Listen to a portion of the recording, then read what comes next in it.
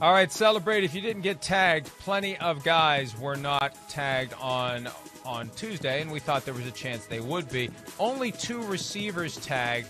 Kenny Golladay was the biggest surprise of guys who were not tagged. We didn't expect Juju Smith-Schuster to be tagged in Pittsburgh. The other guys on this list, we really didn't have them on the radar screen. Galladay's the one that the indications seemed to be the Lions were going to tag him. We had Dan Campbell, the coach of the team, talking last week that it's actually a good thing to be tagged, even though it's not. So Golladay not tagged. He didn't play much last year, Chris, and this is something Shereen Williams and I were kicking around last night. I can't help but wonder whether his frustration with not getting a long-term deal last year before the season started contributed to his willingness or lack thereof to play with a tweaked hamstring, the old hold in. And I'm not passing judgment here. It happens from time to time where a guy isn't willing to go out there and take risks with his body when he's yet to get his financial security. That's right. No, that's a real aspect. I mean, of course, what do you expect? I mean, what do people expect? Do they think that's really fair to that guy? Again, he's his own business. So his business is being able to play football. And if he can't play it, towards the 100% level, let alone he's not getting the financial security to go, okay, I'll risk it. It's all right. The team's invested in me, and I'll go out there and do what I got to do.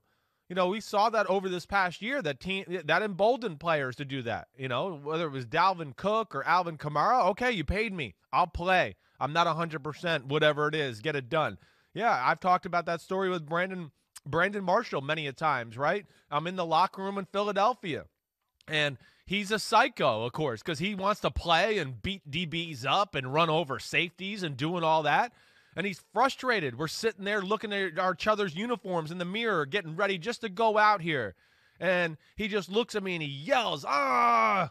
And I'm like, "What? What's up, dude?"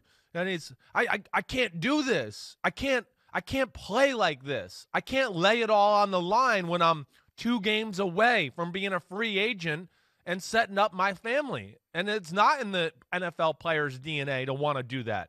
But this is the way the rules are. Business is business. And Kenny Golladay, I'm sure that was part of, the issue. But I'm still shocked he didn't get tagged. I'm shocked. Marvin Jones, free agent. There's not really any receiver on that roster that you look at and go, okay, he's special. He's got a chance. I thought they would keep him, especially since they got Jared Goff, and they might want to, they want to make that work and make him look good. So I'll be interested to see where this goes and if they can get a deal done with Kenny Golladay. Plenty of great receivers in the draft, but it's a ton of work that needs to be done to get these guys ready to go. And just because you saw Justin Jefferson last year do great right out of the gates, and we saw other guys, lower-level guys like Gabriel Davis in Buffalo do great, that doesn't mean you're going to bat 1,000 with something like that. You're taking a chance by having a rookie instead of a veteran. And with Golladay, he had 1,190 receiving yards in 2019, Pro Bowler, started all games, 116 receptions, 11 touchdowns. Last year he played in 5 games with 20 catches. He had 65 catches. I'm looking at his target. 65 catches in 2019, still a Pro Bowler with 1,190 yards, 20 catches last year for 338. And now he hits the open market, and the question is, do other teams who understand how this works understand that the production was down last year because the playing time was down, and the playing time was down because he wasn't comfortable going forward with the contract year and not getting the contract reward. And if people get that, then he'll still get a significant contract on the open market. Well, what jumps out to me there, at least like if I was going to, read between the tea leaves, right, with a good Simmsism there, the fact that they didn't franchise tag him, that makes me believe that they're kind of going into a semi-full overhaul, right? Like it's a new coach. We got the new quarterback, and we're changing over this football team. We're flipping it over all together, and we'll get all new pieces and do that, right? I mean, that's at least what it seems like to me from the outside looking in right now. It's the kneecap biter mentality. Now, we have fun with that Dan Campbell quote that he wants guys who's going to bite one kneecap off on the way down and the other kneecap off on the way up. But it's that hard-nosed, blue-collar, old-school, rough-and-tumble football that the Lions are going to be injecting into the organization. And it comes from Chris Spielman.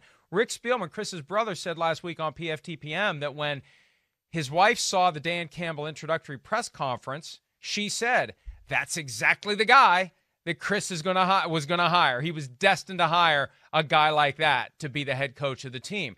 That's the mindset. So, they're going to go out and find some roughnecks. And you're right. We've Anthony talked Lynn's in the past the about, OC, right? Hey, that 49ers team in 2019, the way that defense played, we've talked about reduced opportunities to have live tackling in practice, reduced padded practices, reduced opportunities to get guys to the point where they have that Jim Harbaugh-style callus, right, where they can just go out and do it. So you find guys who are wired to do it. You find guys who will run into a wall, bounce off, and laugh. Yeah. That's what they're going to be looking for. They're going to, if they know how to find these guys, they're going to have some badasses on that team that across the board are going to be rough and tough, right, and they may not bite off your kneecap, but they definitely will try. Yeah, I agreed. I would think that, that's going to be the mantra of their football team. It's going to be, we're going to beat you up physically. Dan Campbell just came from a team that's what they had too. Like you talk about the 49ers in 2019, the Saints are one of those teams too. We always think about it as Drew Brees and throwing the ball, but they've been one of the most physical teams in the NFL for the last 5 years. They're fun to watch on film because they try to kill people. That's what I respect about them. So, yeah, he's going to take that Bill Parcells, Sean Payton approach, it seems like. Anthony Lynn wants to run the football, play a physical brand of football as an offensive coordinator and do that. It seems to be the way. Either way, I'm still surprised with Golladay just because he's a real threat on the outside. You see the average yards per catch. He's a deep ball threat. He's a great 50-50 guy.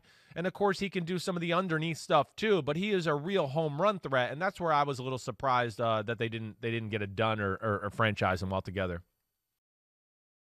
Hi, I'm Mike Tirico, and thanks for watching. Make sure to hit subscribe for the latest news and highlights from NBC Sports.